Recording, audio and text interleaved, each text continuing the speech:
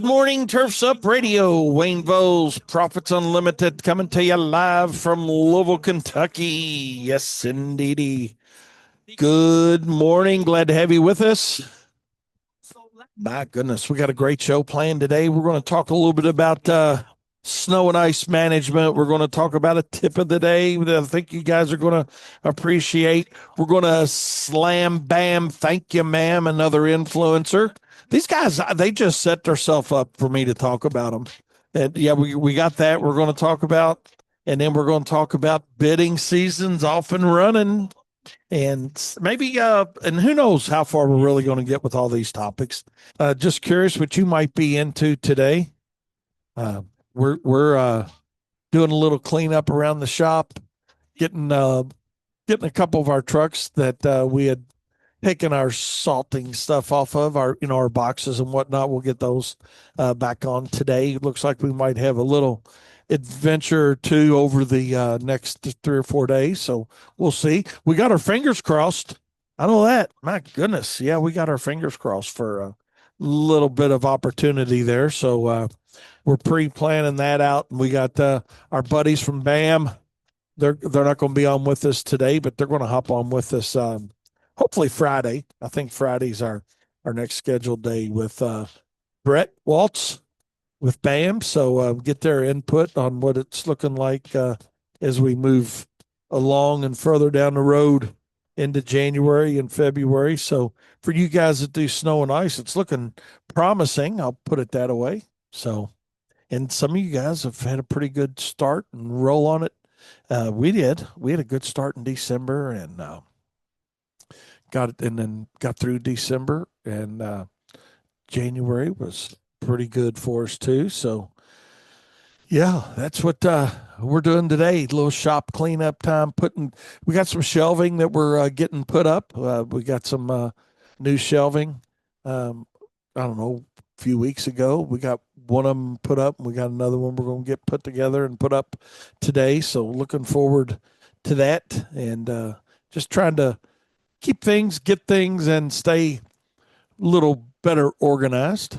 That's just a reality of it. So that's what we're into today. We got our lawn applications are complete for 2025. It took us to January 13th, 2026 to get that finished. But big shout out to our crews getting that done, and appreciate everybody team jumping on that one. That's pretty much what we did. So and got the majority of that wiped out. We got, like, I don't know, less than a handful, but those are just weird one-offs. So glad to get that done. I'll say that. I don't know how you guys feel about it, but I know I'm glad to have that done, to say the least, because we were really, y'all have heard me talk about that. We were behind on that significantly, but through resources at it, and guess what? We're no longer behind. Da, da, da, da. So hey, yeah, that's where that's at. So tell you one other thing. Daniel's going to hop on here with me in a minute. We're going to throw around a little bit of conversation with you guys, and as always, want your opinion. Mike said he's doing some fertilization and weed control estimates today. Yay! And doing some site visits today. So, yes, indeedy. We got a pretty drippy day here, Mike. I don't know if the rain's made it down that far into southern Kentucky yet, but probably has. Didn't look that far. I'm going to be honest, man. Didn't see how far it had progressed along, but I'm sure it's probably a little drippy your way. If it's not, it's going to be. And rain's going to move it out of here. We're going to try to get a trim job complete today too. Get this rain out of here, and get a fall cleanup and cutback done today. We'll see how that goes. Yeah, it's a little drippy down there where Mike's at. He sent us a picture, Daniel. So he's out and about down there doing their thing. I think it's officially a winter cleanup now. Probably is, isn't it? Yeah. Yeah, it passed fall cleanup standard and went to winter cleanup. That is true. So yeah, and yeah, but what's good? We'll talk about that too. But Yeah, well, I'll save that for a minute here in a minute. But looks like we are going to have Christmas lights are finished. We got our Christmas lights down again. Big shout out to our team getting those down, and my buddy helping us get those down, and we got that all whacked. Uh, Kyle, our producer over there. So appreciate the what are we going to say? The good weather by Mother Nature that allowed us to really roll through and get that completed. So now, what we do want to say about Christmas lights being down already is, I can't wait till next year when we get involved and start doing Christmas lights again, and where we don't have them all down by January 14th. Because that's it's good that they're finished, but it's unfortunate that we don't have more to take down. What do you think, Daniel? Yeah, You know, makes sense. Heck yeah, man. So we're going to be happy that it's finished. We're going to be sad that we don't have more to take down. But one thing I can tell you for sure, that we'll have more to take down next year, without a doubt. That's not being cocky. That's just or arrogant. That's just confidence and knowing what our ability is to go out and sell jobs and market jobs and solicit referrals and that whole thing, and how we build a business, build a segment of our business. And actually had that conversation with a gentleman Monday. Yeah, what's today? Wednesday. Monday that we had in here doing some consulting with a young man that got a business and been in business a few years, and came in and sat down with us for about 4 hours Monday. And that was one of the things that we discussed, and looking forward to reconvening that conversation with him. And it's one of those things where, hey, we got costs figured out. Y'all know that's the big thing. That's where I start with 99.967% of the people is cost. I want to make sure that what they're charging in their business is right. Uh, to me, that is the absolute most important thing. It's not customer count. It's not customer base. It's not type of customer. All those things are very important before I get any hate mail or get my windows knocked out with a hammer. But that was a reference to the vice president. Somebody knocked his windows out the other day with a hammer. Huh. Don't know So I if you guess they could even get that cure it with close. a hammer. Yeah.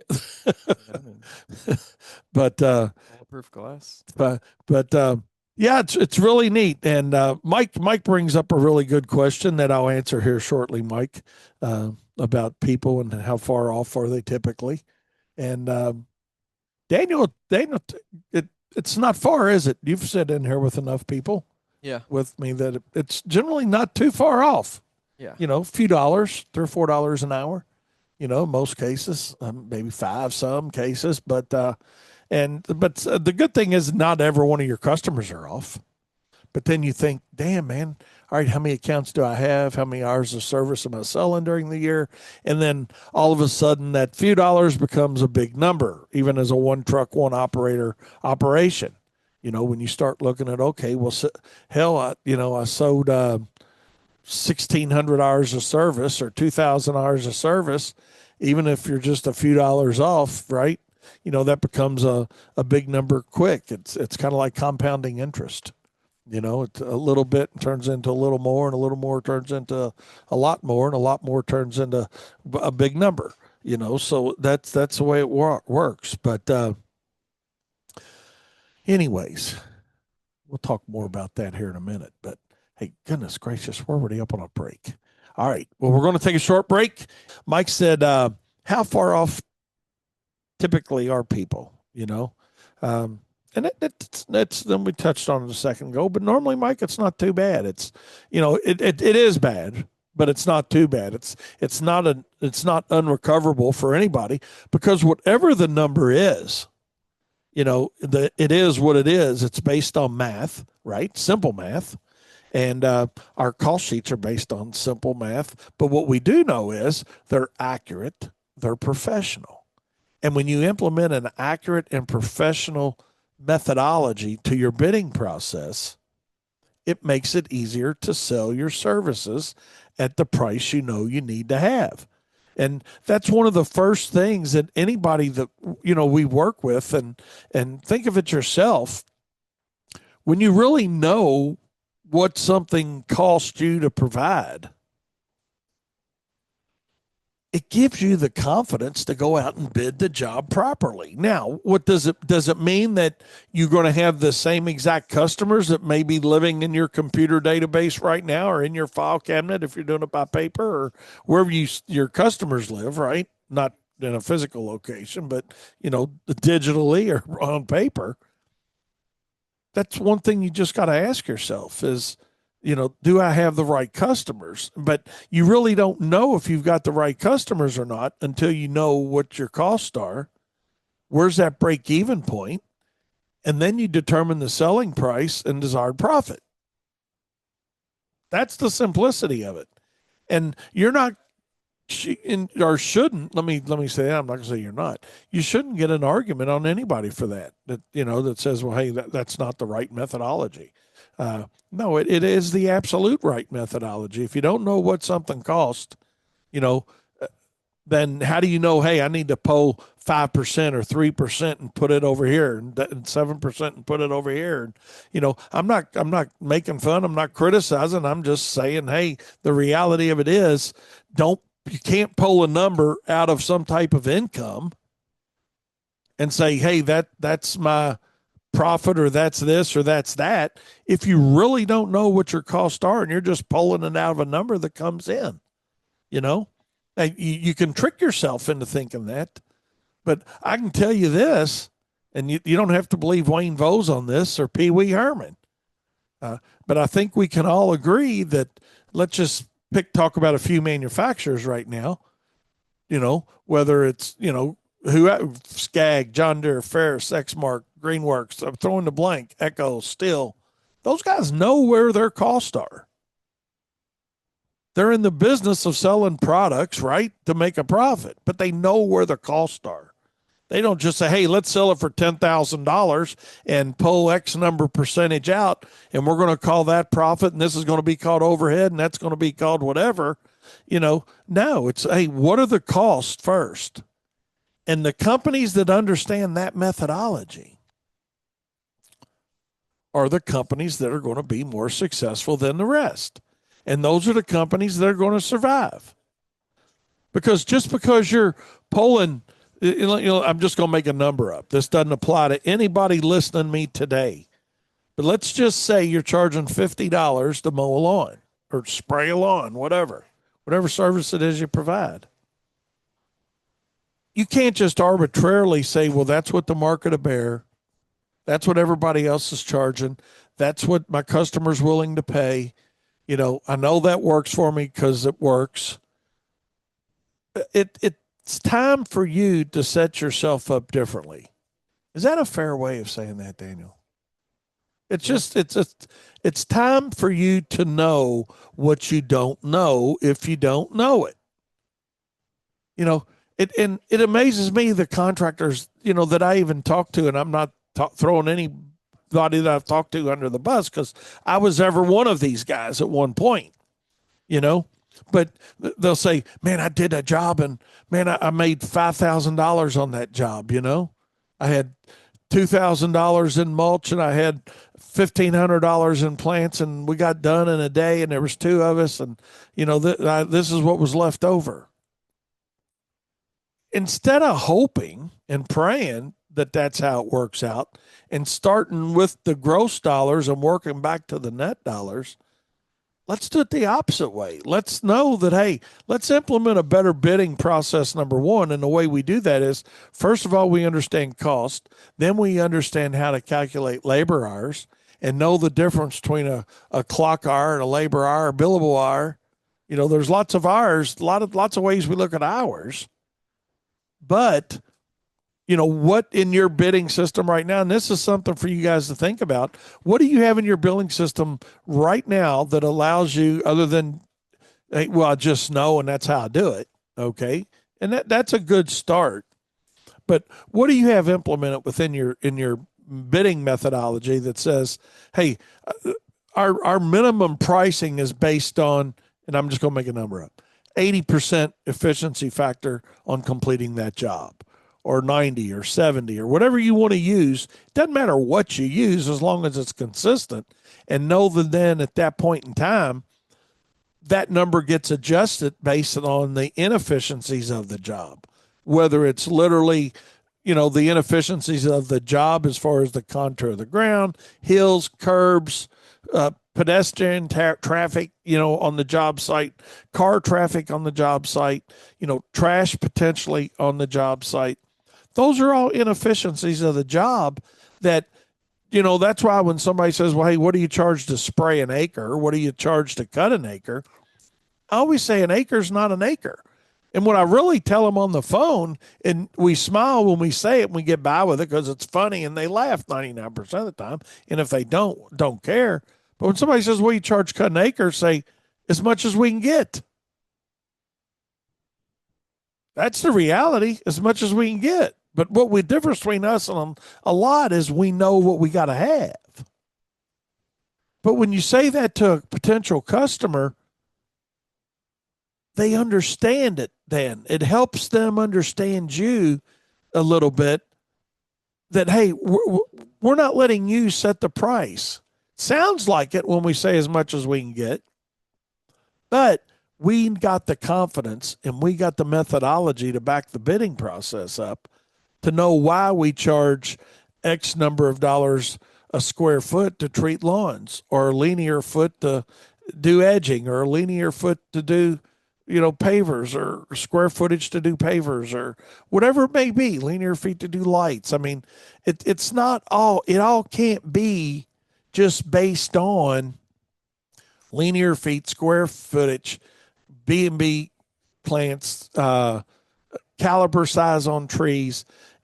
There's so many different job site variables that get involved, that you got to have a whole methodology involved when you're bidding jobs. And I've really went further on this than I wanted to today, to be quite honest.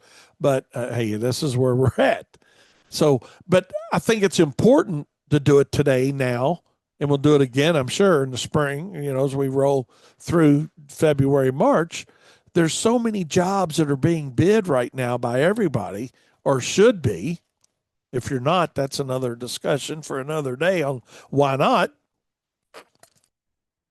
But the reality of it is you've got to have a complete methodology.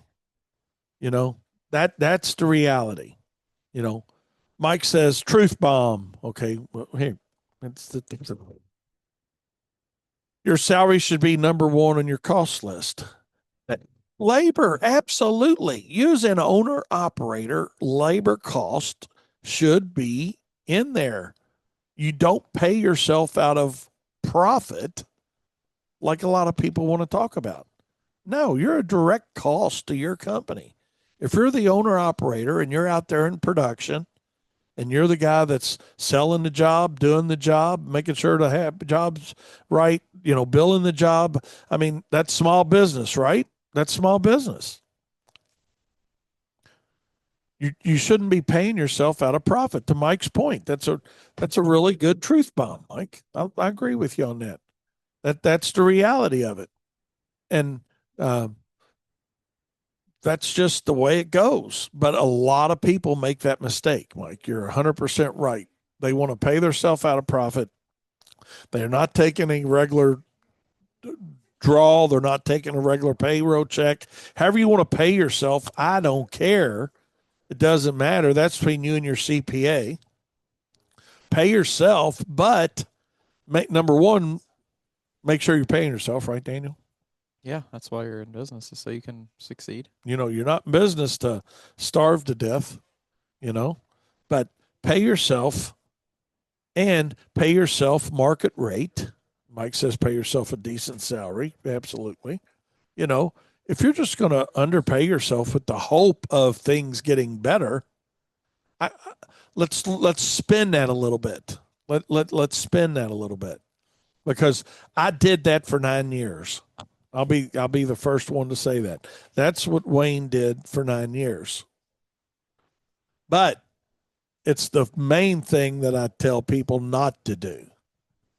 Don't starve yourself to death. Don't starve your family to death thinking, hey, I'm gonna do the job for a little less. I'm gonna to get the job so I can build my business. If you're building the job on not bidding the job right, what the hell are you doing? I mean, somebody explain that mindset and that methodology to me. One of the methodologies that supports that kind of mindset says, hey, go in low and then raise their price 50, 60%. Right, Daniel? We heard that. Yeah. We heard it right from the horse's mouth of somebody very, very popular in the industry. And I'm not shooting it down. I'm not shooting them down. I'm not saying they're wrong. I mean, Yeah. hell, they've sold, Well, we are saying they're wrong.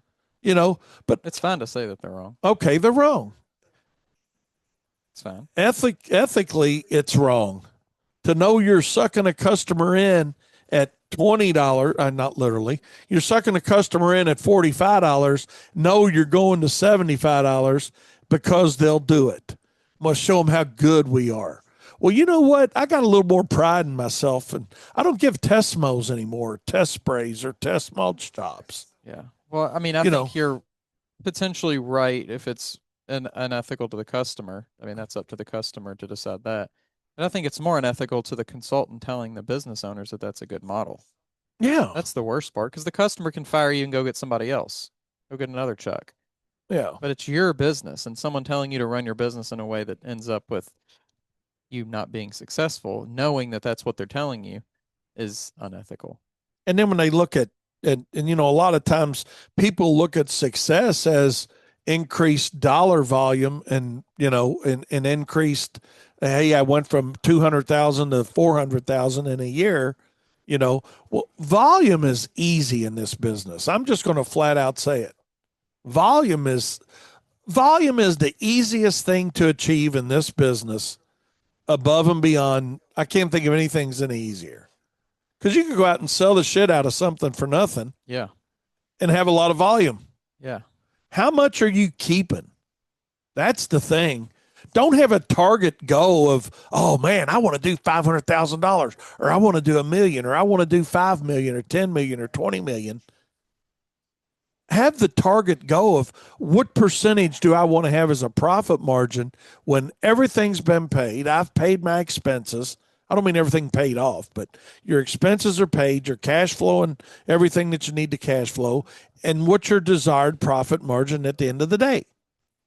The thing is that's going to change based on the services that you offer. Mowing's going to more than likely be the least profitable service you have on a balance sheet. And I'd be willing for people that know their numbers, they'll tell you that. And it's because it's so overhead driven.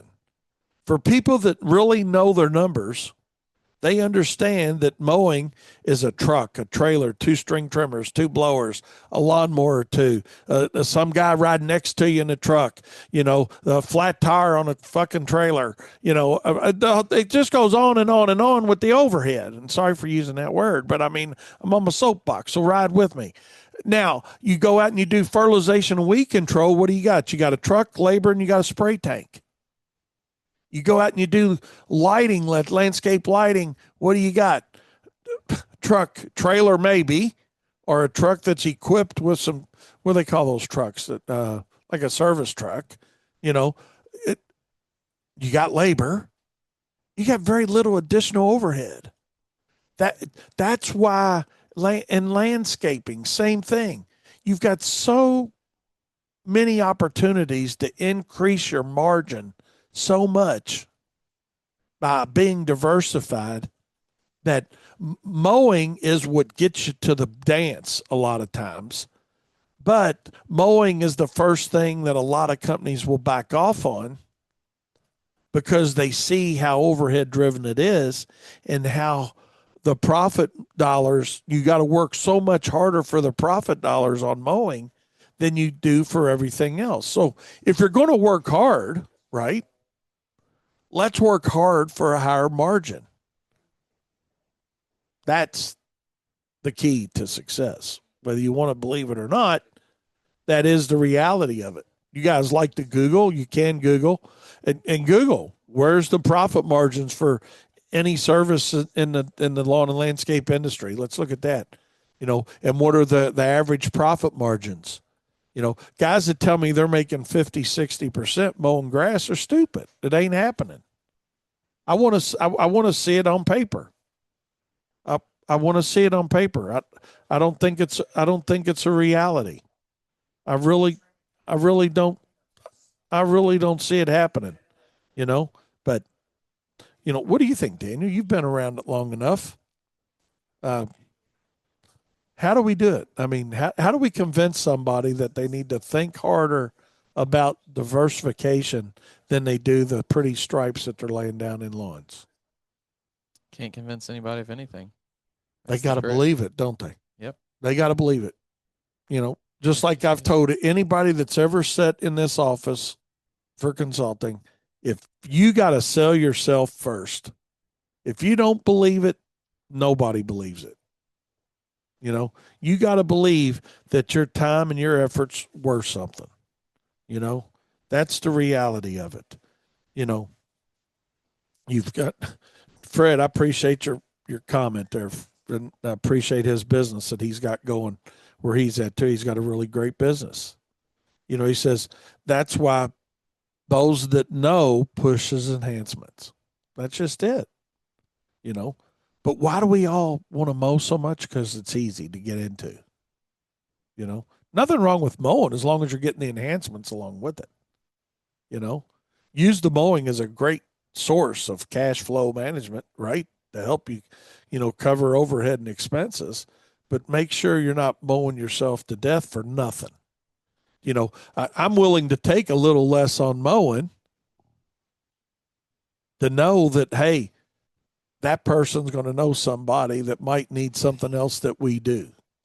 That's something we can all look at. So, all right, let's take a short break. It went longer than we thought we were going to. So, we're going to take a short break. We'll be right back with more Profit Time here on Turf's Up Radio, your industry, your station. I appreciate you guys letting me rant on that for a minute. It's the big give back event from Turf's Up Radio. While most in this industry are reaching into your pocket, Turf's Up Radio is giving back. We're rewarding the pros who power the green industry with free equipment like mowers, trimmers, blowers, lighting kits, and more. Everything you use to get the job done. You can also score pro training courses, software subscriptions, tools, cash prizes, and exclusive Turf's Up Radio gear built for real pros like you. Sign up once and you're automatically entered for every giveaway all year long. No gimmicks, no nonsense, just real value. Back in your hands. Fill out the big give back form at turfsupradio.com. Then tune in live every week for your chance to win and stay connected. Because Turfs Up Radio isn't just talk. It's your platform, your voice, your industry, and of course, your station. Enter to win today by visiting turfsupradio.com. Because isn't it time someone gives back to you for once? How many times have you tried to switch away from gas-powered OPE, only to find the power wasn't there, and you needed too many batteries to avoid long charge times? Not anymore. Crest commercial landscape tools provide the same level of power and performance as their gas counterparts, but with a revolutionary battery technology. Supported by the Crest Cyber System, the 60-volt CyberPack batteries can charge in 8 minutes or less.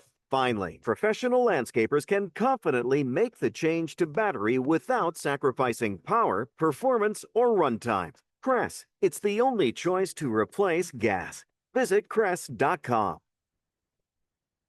Turfs Up Radio, your industry, your station, coming to you live from Panama City Beach. Yes, indeedy.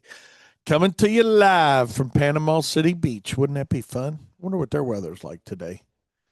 Heck, I don't know. Katie's going to look it up for us. Our producer in the background is going to look it up. But it's 54 degrees. Is it sunny or cloudy? Okay, so hey, we might as well not be spending money to be down there. Yes, indeedy. What's it like in Siesta Key? Tell me how that's looking, because that's where I'd really like to be. That's where I'd really like to be. 66 in Siesta Key. Yes, indeedy. There we go. So what's it like where you're at? Heck, we're in the 40s and drizzle here. So who knows what's going on with all that. But hey, I appreciate y'all letting me get on my rant for a minute there. and talking about that. And sorry about that F-bomb sliding out there, for real. But oh my God, that is just one of my pet peeves. Is you know people that just don't want to listen, and influencers that want to give bad advice. There was an influencer the other day, and I'm going to talk about it because I'm going to talk about it. Here we go. So I don't know. Here comes some hate mail through Turf's Up Radio, but that's all right. It's fun to watch these guys try to be stupid. I mean, and I realize they're collecting checks and they're getting their, was it Daniel, 10 cents or something from YouTube because they got so many viewers every time or whatever the hell they get. I don't even care what they get. I hope they become millionaires with it. That's what I really, really hope. I hope they become millionaires being stupid.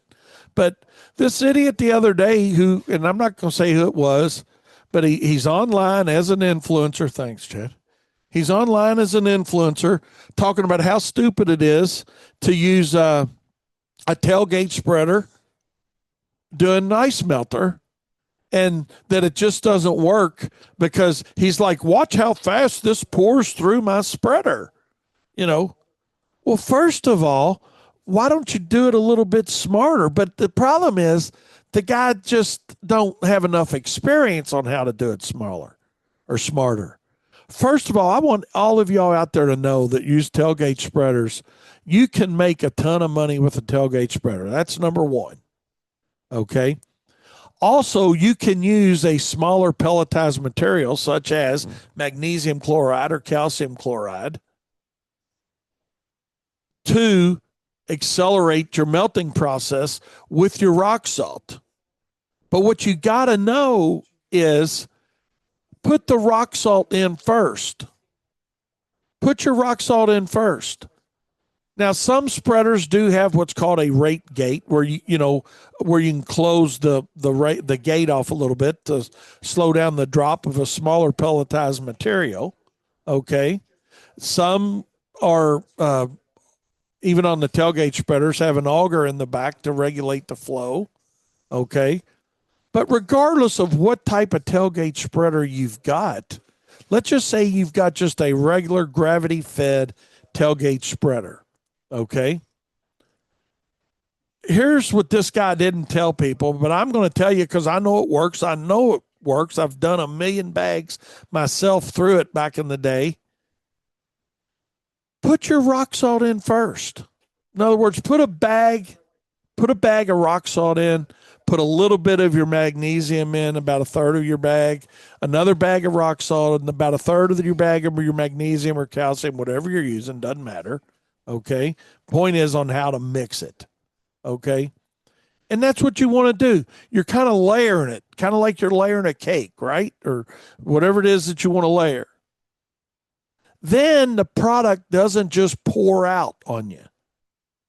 Now, the problem was this guy that's an influencer, he just doesn't have enough experience in the back of a truck with a tailgate spreader to know that that's how, and he gave you this visual on this lot of saying, look, I pour this in there and this is calcium chloride. Look how fast it's rolling out.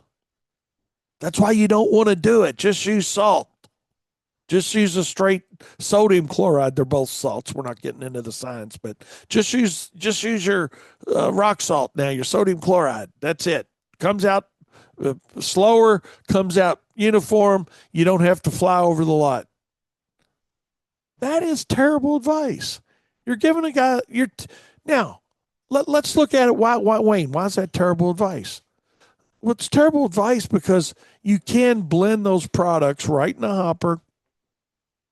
Mix the products right together. Put your rock salt in first. If you've got a hopper that holds 600-700 pounds of material, whatever it holds, or 500, it doesn't matter how much it holds. Put your rock salt in first. A little bit of your premium product, as I call it, like your mag or your calcium. A little more rock salt, a little more premium, a little more rock salt, a little more premium. And what you'll find is because the pellet size of your magnesium chloride or calcium chloride is a smaller pellet, as you start spinning, that material starts coming out. The smaller pellet mixes with your regular size rock salt. Oh, with your regular size rock salt. And now you've got both products being evenly distributed. The magnesium becomes the catalyst to start the melting process, which in return then allows the sodium chloride to dissolve and work efficiently. Because that's why it doesn't work, well, not work efficiently, but guys want to use it because they can't figure out how to slow the rate down of the better product, so they just go to straight rock salt. Okay? Here's the reality side of it. Let's just take a look at it and say, hey, if you guys try this the way I'm telling you, your tailgate spreader will blend it just fine, but you got to put the rock salt in first. That's number one. You will increase your melting capacity, number two, with less material.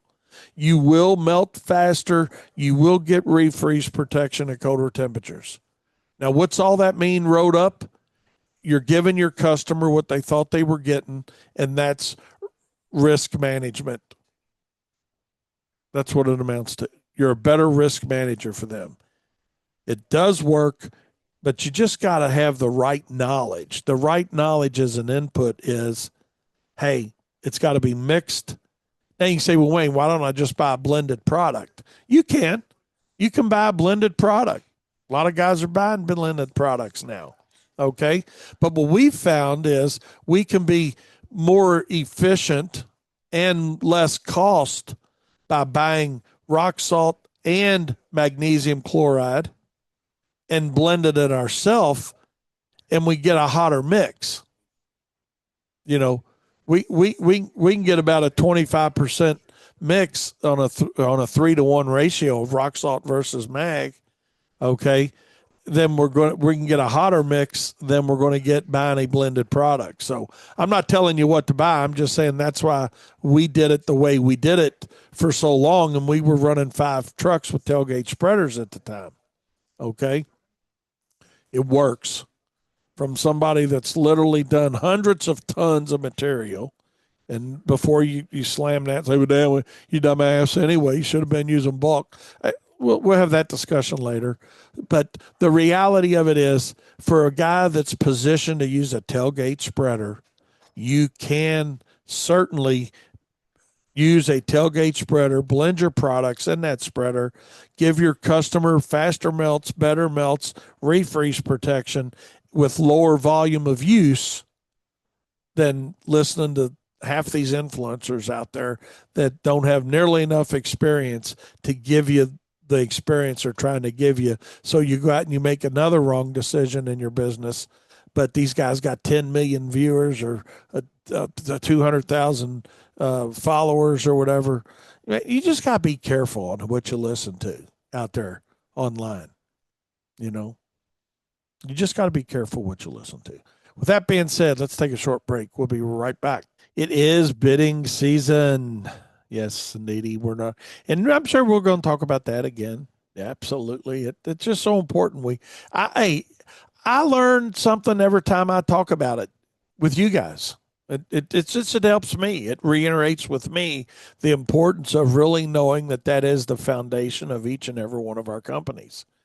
Is what's our job cost? How do we calculate those costs? How do we implement those costs into our minimums? Why is it important to stick to our minimums? So all that's so very important. So you got to be careful. Got to be careful where you get that information. Be careful of some of the quote unquote influencers that are out there that have lots of followers. Lots of followers don't mean they have a lot of knowledge. It means they got a great way to get a ton of followers, and that's what their goal is. And hey, more power to them. But I just want you guys to be aware that you got to be careful of knowledge sometimes and where it comes from, and you know how you get it. So, but hey, it is as we were talking about snow. One last thing I want to talk about snow today on is the documentation of the event. There's software now. There's a lot out there. Tim Wasmer, who's been on my show, they got Snowscapes. And great little product.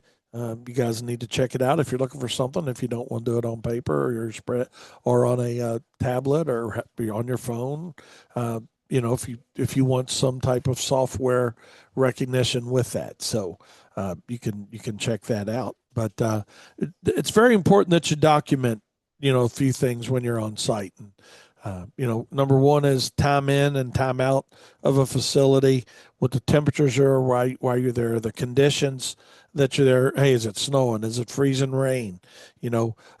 What type of product was applied? How much a product was applied?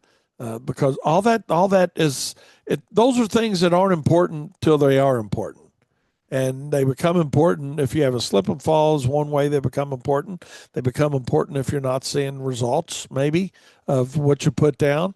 Okay. And for training and education purposes for yourself. But, we need to know what time we were there, when we left, what we did. In other words, did we plow? Did we plow the lot, or was it just an ice melter application that was applied? What type of product was applied? Was it a treated material? What was the temperature? Or was it straight sodium chloride? So those things need to be implemented within your business. You make that, or we suggest, and we've done it for years, we make that part of our invoicing. Hey, what time we were there, what we did, what type of material was used. That's our documentation for what was done in case we have a slip and fall as well. So very important that you document that. Can't reiterate that side of enough. And we're going to for Friday, depending on the weather. Talking about maybe a little snow, maybe Friday morning and then again Friday evening. So we'll see. But Friday, my plan is on my show, we're going to talk about it's selling season, right?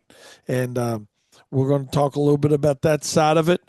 But I do want to give a big shout out right now to Katie on selling a residential mowing contract yesterday, January 13th. So, spray, all right. And all right, I got you. So, and she got a prepay on both mow and spray yesterday. So, da da da da. And good job, Katie. Keep up the hard work. So for you guys that say, hey, man, a customer, they're not making that kind of decision right now. They're not looking. Hey, man, you're not fishing in the right pond. That's all it amounts to. Hey, you got to use the right bait. You got to use the right bait. And so there's a new customer there. Want to give a big shout out to Kyle, who got a new snow and ice management account yesterday for us, right next door or across the street from another account that's of ours that we service, where they're tired of seeing ours looking good and theirs not. So a big shout out to Kyle on selling that, and looking forward to that turning into a full service account here shortly. But he got the snow and ice contract signed yesterday. So they are on our hit list now. We'll take care of them starting tonight, hopefully. Hopefully, Daniel, we get to go out and put a little material down tonight. We haven't made a full decision on how we're going to handle this. It's like not we're not supposed to get a lot of snow, or it's going to be more snow shower, snow squall stuff. Might snow here, might snow there.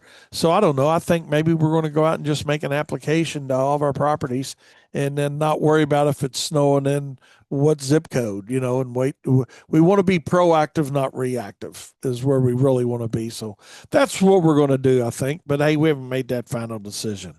But anyways, shout out to Kyle and Katie on that. And Daniel, as always, shout out to him, Profits Unlimited, on keeping that all squared away for us and keeping guys informed about our products and the motivation that for them to check out our products and let us help them with their bidding and whatnot. So Daniel does a great job with that too. So big shout out for them. And as always, a shout out to all of our crews for just doing a great job, and our subcontractors. And most importantly, shout out to you guys for listening to us here on Profit Time every Monday, Wednesday, Friday, 10 a.m.